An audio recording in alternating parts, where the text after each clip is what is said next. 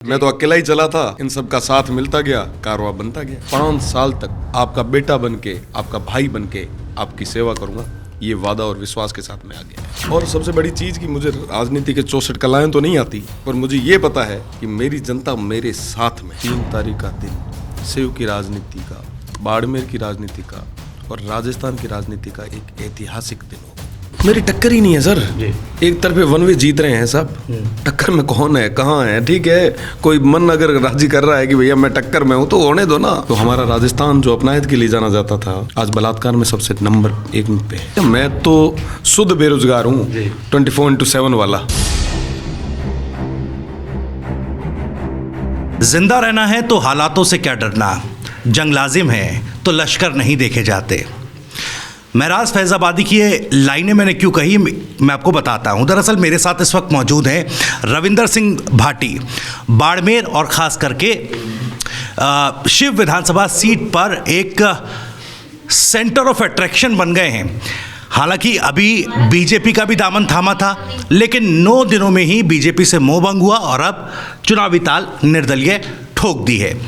जैसे ही चुनावी मैदान में उतरे हैं तो शिव विधानसभा की राजनीति या यूँ कहें बाड़मेर की राजनीति भी थोड़ी दिलचस्प हो गई है। उनसे बातचीत करेंगे। रविंदर, बहुत बहुत स्वागत सबसे पहले तो TV9 राजस्थान पर आपका। बहुत बहुत धन्यवाद आपका। बहुत बड़ा लश्कर वश्कर लेकर चल रहे हैं, तैयारी बड़ी तगड़ी इस बार चुनाव में है। देखो, ये तो इनका प्यार है, मैं तो अकेला ही चला था, इन सब का साथ मिलता गया, कारवां बनता गया। जी चलिए बताइए, इस बार चूँकि ये जो विधानसभा सीट है, बीजेपी कांग्रेस मेन फोकस में थे, लेकिन रविंदर सिंह भाटी यहाँ से उतरते हैं तो ये सीट लाइमलाइट में आ जाती है। ऐसा क्या रविंदर सिंह भाटी के पिटारे में हैं, वो कौन से मुद्दे हैं? रविंदर सिंह भाटी इस वक्त अगर कॉन्फिडेंट हैं तो किन मुद्दों पर हैं? मैं आपको बताना चाहूँगा कि आज़ादी के इतने साल बाद तक भी हमारे लोग अभी तक मूलभूत सुविधाओं के लिए तरस रहे हैं। मैं कोई देश दुनिया की बात नहीं करता यहाँ पर जाके, मैं लोगों से बात करता हूँ कि वाकई आज के समय में आप हो कहाँ, मुख्य धारा से कितना दूर हो। मैं इनको विश्वास दिला रहा हूँ कि वाकई आपके लिए रात और दिन एक करूँगा। 5 साल तक आपका बेटा बनके, आपका भाई बनके आपकी सेवा करूँगा, ये वादा और विश्वास के साथ में आ गया है। मैं तो देख रहा था, अभी मैं बीजेपी वाली उस पर आऊँ चर्चा पर, उससे पहले ये सवाल भी ज़रूरी है क्योंकि छात्र राजनीति से 2019 में छात्र निर्दलीय आप रहे छात्र नेता, उसके बाद अब ये विधानसभा चुनाव ऐसा लग रहा है सही समय, क्योंकि उम्र भी आपकी बहुत ज़्यादा नहीं है, तो ऐसे में ये समय सही है मुख्यधारा की पॉलिटिक्स में आने की, विधायक बनने की? एकदम सही है। देखो, अगर संविधान में 25 साल की उम्र तय की है तो सोच समझ के की होगी। लगा होगा कि भैया मेंटली वो मैच्योर हो गया होगा, और मैं 25-26 साल का हूँ, तो मुझे लगता है कि इस उम्र में अगर सेवा का भाव लेके अगर काम करेंगे तो लंबे समय तक सेवा कर पाएंगे, और सेवा का भाग लेके काम कर रहे हैं और मजबूती के साथ करेंगे आगे। बिल्कुल, ये सवाल मैंने इसलिए पूछा क्योंकि जो बाकी प्रतिद्वंदी हैं आपके, चाहे वो कांग्रेस पार्टी से हों, बीजेपी से हों, और एक और निर्दलीय प्रत्याशी जो पहले कांग्रेस पार्टी में ही थे, वो उनका भी बड़ा अच्छा खासा एक्सपीरियंस रहा और अभी है उनके साथ। बिल्कुल, बड़े बड़े धुरंधरों के साथ खेलने में मज़ा भी आता है और कई सारी चीज़ें सीखने को मिलती है। और सबसे बड़ी चीज़ कि मुझे राजनीति के 64 कलाएं तो नहीं आती, पर मुझे ये पता है कि मेरी जनता मेरे साथ में है। जी चलिए, अब मैं उसी पर आ रहा हूँ सवाल पर। बीजेपी से इतनी जल्दी मोहभंग हुआ, लोग कह रहे हैं यार देखिए टिकट के लिए जो है रविंदर सिंह भाटी देख रहे थे और टिकट नहीं मिला तो बीजेपी छोड़ दी। क्या है इसके पीछे की पॉलिटिक्स, क्या है, क्या विचारधारा है? क्योंकि लोग इस तरह की बातें चर्चाएं करने लगे कि देखिए कोई विचारधारा नहीं है, एक स्वार्थ की पॉलिटिक्स होती है, इस तरह की चर्चाएं होती है, तो उनको क्या कहना चाहेंगे? देखो, लोगों को जो ठीक लगे वो कहें, है ना, हमें उससे कोई फ़र्क नहीं पड़ता। सबसे बड़ी चीज़ कि मैं 2019 में जब छात्र राजनीति में था तो मैं विचारधारा के साथ ही था, विद्यार्थी परिषद से टिकट मांग रहा था। परिस्थितियाँ ऐसी बनी कि मुझे टिकट का साफ इनकार कर दिया गया, मेरा टिकट काट दिया गया। लोगों के साथ में था, सब साथ वालों ने कहा, छत्तीस कौम के युवाओं ने कहा, यूनिवर्सिटी के स्टूडेंट्स ने कहा कि मजबूती के साथ लड़ो, हम साथ में। उनके दम पर, उनके विश्वास पे चुनाव लड़ा। और सबसे बड़ी चीज़ कि पूरे 3 साल तक प्रदेश की सरकार का विरोध किया, मजबूती से छात्रों की आवाज़ को वहाँ तक उठाया, चाहे सड़क हो चाहे सदन हो, हर जगह मजबूती से पैरवी की। अगर मैं विचारधारा के साथ नहीं होता और विचारधारा को नहीं मानता तो मैं भी प्रदेश की सरकार की गोदी में जाके बैठ जाता। प्रदेश के मुखिया जी तो हमारे जोधपुर के ही थे जी। वो तो खुशी सहर्ष मुझे स्वीकार कर ही रहे थे, मैंने मना क्यों किया। उसके बाद में कांग्रेस तो सबसे ज़्यादा युवाओं को टिकट दी है कांग्रेस ने।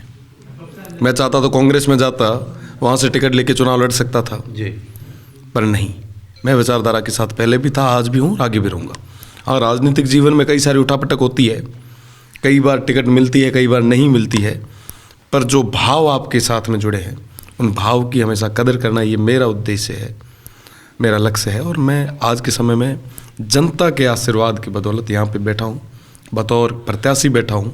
और बहुत कम लोग होते हैं साहब जिनको 26 साल में विधानसभा का प्रत्याशी बनने का मौका मिलता है, चुनाव लड़ने का मौका मिलता है। इतने लोग साथ में, मैं सौभाग्यशाली मानता हूँ, मैं इनका एहसान मानता हूँ कि इन्होंने मुझ पर भरोसा जताया है। और मैं विश्वास के साथ कह सकता हूँ 3 तारीख का दिन शिव की राजनीति का, बाड़मेर की राजनीति का और राजस्थान की राजनीति का एक ऐतिहासिक दिन होगा। चलिए ठीक है, एक सवाल ये है कि रविंदर सिंह भाटी शिव विधानसभा की जो सोशल फैब्रिक है उसमें कैसे फिट बैठेगा?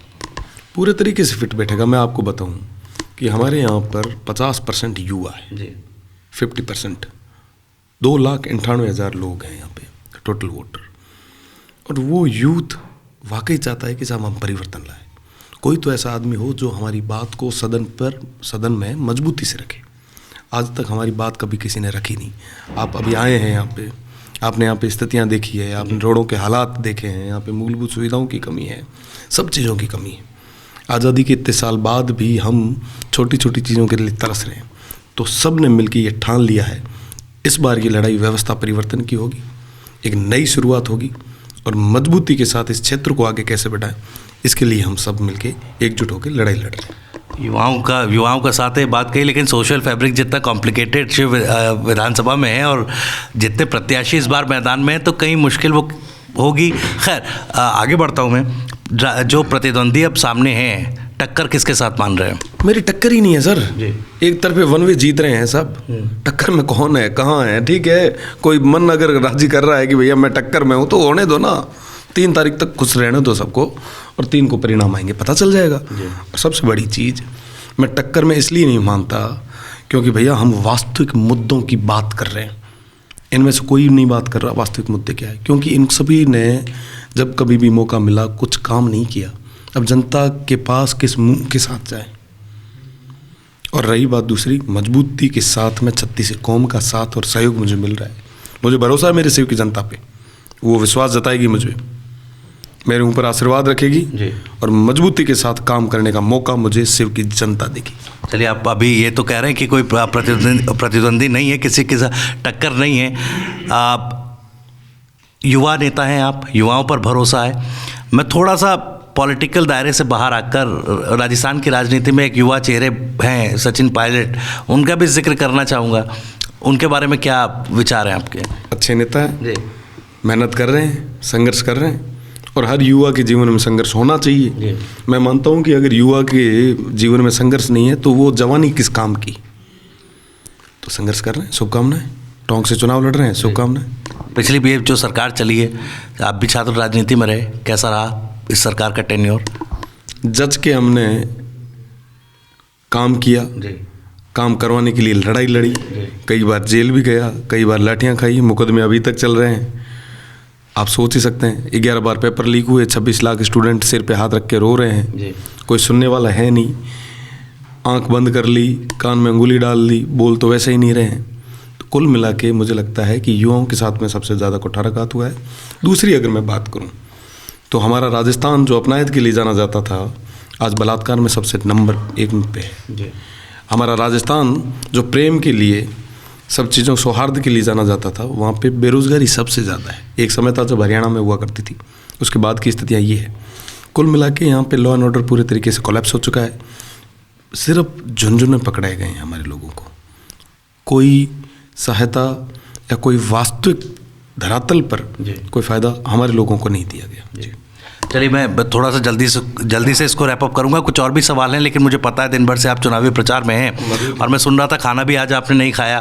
खैर ऐसी स्थिति हमारी भी है, हम भी नहीं आज सुबह से खाना खा पाए। खैर आपने अपने भाषण में, आप जब चुनाव प्रचार पिछले गाँव में कर रहे थे, आपने फ़कीर का जिक्र कर दिया, आपने जोगी का जिक्र कर दिया।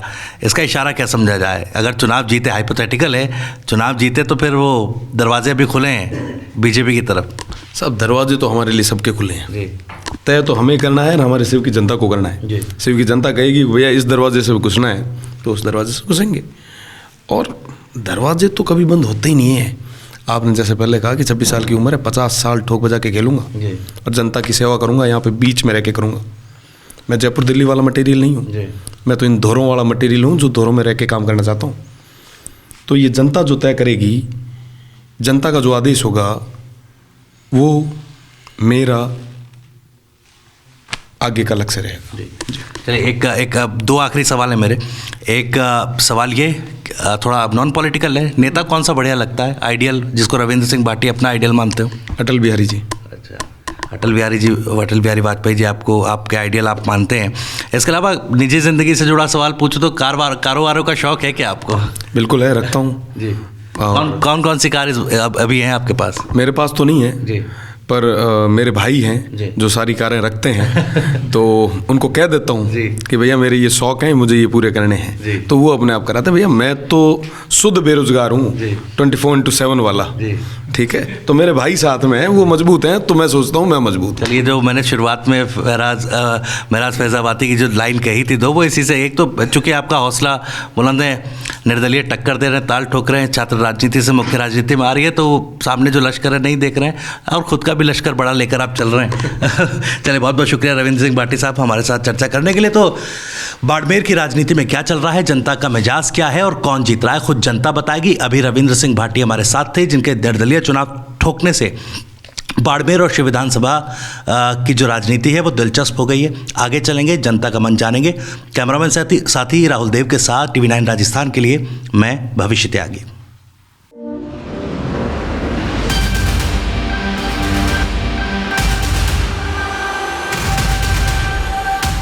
I really like it, yeah. Stabilizer का खर्चा? टॉप एंड LED टीवी है, स्टेबलाइजर की जरूरत ही नहीं है। अच्छा, फिर तो उसकी जरूरत पड़ेगी। इतनी महंगी टीवी लेकर स्टेबलाइजर नहीं लोगे तो फिर प्रार्थना की जरूरत तो पड़ेगी ही ना। सिर्फ एक फ्लक्चुएशन आपकी महंगी LED टीवी के पार्ट्स को डैमेज कर सकता है। उसे सुरक्षित रखें V-Guard स्टेबलाइजर के साथ। V-Guard, India's number 1 stabilizer. Car garage network great, claim cover great, price wait वाह, प्राइस भी great. Tata AIG car insurance, trusted नाम, फैंटास्टिक नाम।